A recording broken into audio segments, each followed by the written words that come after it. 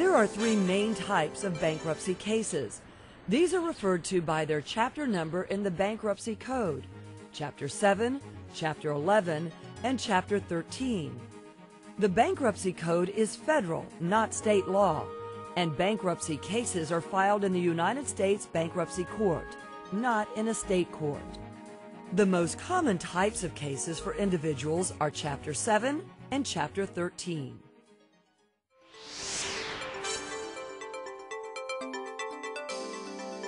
A Chapter 7 is a liquidating bankruptcy. In return for having debts discharged, meaning the debtor is no longer legally obligated to pay them, the debtor must turn over certain property to the Chapter 7 bankruptcy trustee. The law allows the debtor to keep some property as exempt so the debtor can make a fresh start.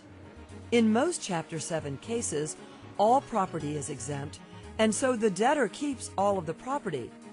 Those cases are sometimes called no-asset cases.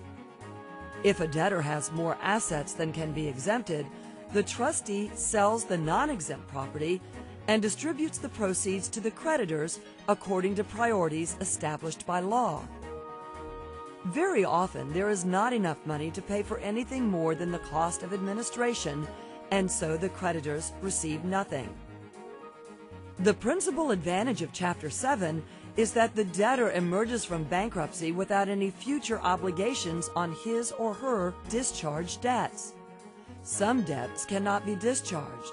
For example, debts incurred through fraud or debts for child support and alimony.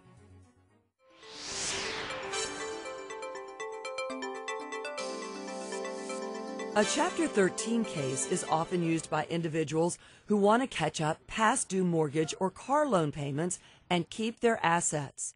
In Chapter 13, the debtor must propose in good faith to pay all or part of the debts from future income over a period of 3 to 5 years.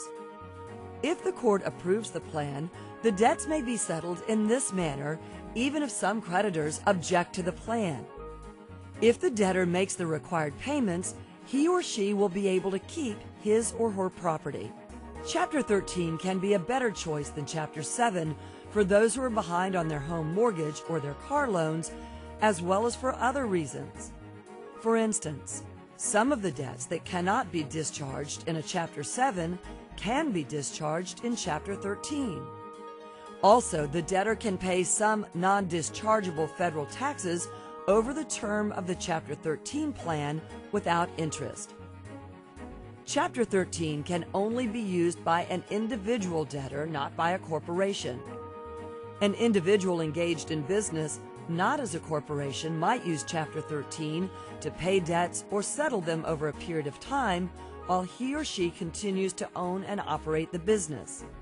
However, Chapter 13 can be used only if the total debts owed are less than certain limits for secured and unsecured debts.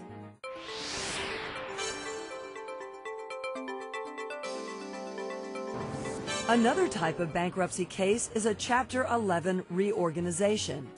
It is generally used by businesses, but can be used by individual debtors who do not qualify for Chapter 13 because their debts exceed the Chapter 13 limit.